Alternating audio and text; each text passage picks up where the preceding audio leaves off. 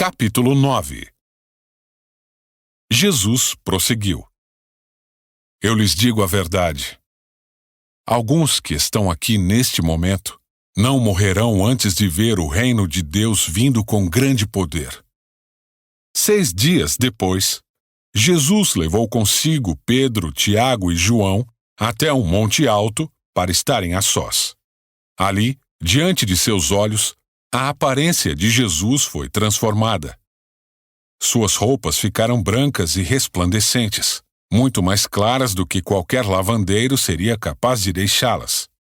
Então, Elias e Moisés apareceram e começaram a falar com Jesus. Pedro exclamou: Rabi, é maravilhoso estarmos aqui. Vamos fazer 3 tendas. Uma será sua, uma de Moisés e outra de Elias. Disse isso porque não sabia o que mais falar, pois estavam todos apavorados. Então uma nuvem os cobriu, e uma voz que vinha da nuvem disse: Este é meu filho amado. Ouçam-no. De repente, quando olharam em volta, só Jesus estava com eles. Enquanto desciam o monte, Jesus ordenou que não contassem a ninguém o que tinham visto, até que o Filho do Homem tivesse ressuscitado dos mortos. Eles guardaram segredo, mas conversavam entre si com frequência sobre o que ele queria dizer com ressuscitar dos mortos. Então eles perguntaram a Jesus: Por que os mestres da lei afirmam que é necessário que Elias volte antes que o Cristo venha? Jesus respondeu: De fato, Elias vem primeiro para restaurar tudo. Então, por que as Escrituras dizem que é necessário o Filho do Homem sofrer muito e ser tratado com desprezo? Eu, porém, lhes digo: Elias já veio, e eles preferiram maltratá-lo, conforme as Escrituras haviam previsto. Ao voltarem para junto dos outros discípulos, viram que estavam cercados por uma grande multidão e que alguns mestres da lei discutiam com eles. Quando a multidão viu Jesus, ficou muito admirada e correu para cumprimentá-lo. Sobre o que discutem? Perguntou Jesus. Um dos homens na multidão respondeu: Mestre, eu lhe trouxe meu filho que está possuído por um espírito impuro que não o deixa falar. Sempre que o espírito se apodera dele, joga-o no chão, e ele espuma pela boca, range os dentes e fica rígido. Pedi a seus discípulos que expulsassem o espírito impuro, mas eles não conseguiram. Jesus lhes disse: Geração incrédula, até quando estarei com vocês? Até quando terei de suportá-los? Tragam o menino para cá. Então o trouxeram. Quando o espírito impuro viu Jesus, causou uma convulsão intensa no menino e ele caiu no chão, contorcendo-se e espumando pela boca. Jesus perguntou ao pai do menino: Há quanto tempo isso acontece com ele? Desde que era pequeno, respondeu o pai. Muitas vezes o espírito o lança no fogo ou na água e tenta matá-lo. Tenha misericórdia de nós e ajude-nos se puder. Se puder? Perguntou Jesus. Tudo é possível para aquele que crê. No mesmo instante, o pai respondeu: Eu creio, mas ajude-me a superar minha incredulidade. Quando Jesus viu que a multidão aumentava, repreendeu o espírito impuro, dizendo: Espírito que impede este menino de ouvir e falar, ordeno que saia e nunca mais entre nele. O espírito gritou, causou outra convulsão intensa no menino e saiu dele. O menino parecia morto. Um murmúrio correu pela multidão. Ele morreu.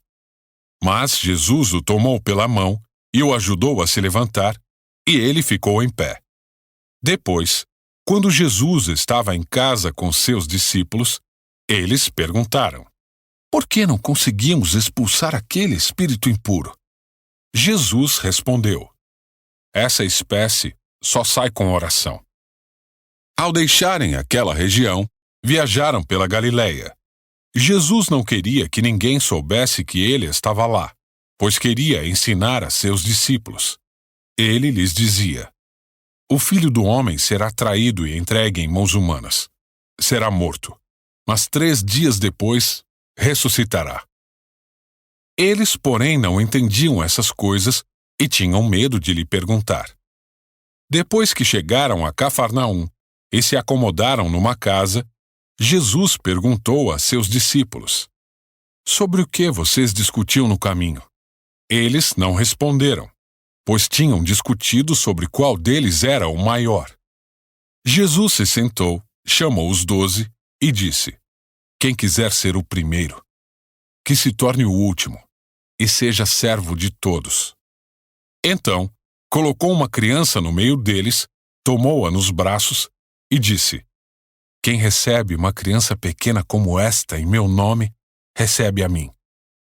E quem me recebe, não recebe apenas a mim, mas também ao Pai que me enviou. João disse a Jesus: Mestre, vimos alguém usar seu nome para expulsar demônios. Nós o proibimos, pois ele não era do nosso grupo. Não o proíbam, disse Jesus. Ninguém que faça milagres em meu nome falará mal de mim a seguir. Quem não é contra nós, é a favor de nós. Eu lhes digo a verdade. Se alguém lhes der um simples copo de água, porque vocês são seguidores do Cristo, essa pessoa certamente será recompensada. Mas, se alguém fizer um destes pequeninos que confiam em mim cair em pecado, seria melhor que lhe amarrassem ao pescoço uma grande pedra de moinho e fosse jogado ao mar. Se sua mão o leva a pecar, corte-a fora. É melhor entrar na vida eterna com apenas uma das mãos que ser lançado no fogo inextinguível do inferno com as 2 mãos. Lá os vermes nunca morrem e o fogo nunca se apaga. Se seu pé o leva a pecar, corte-o fora.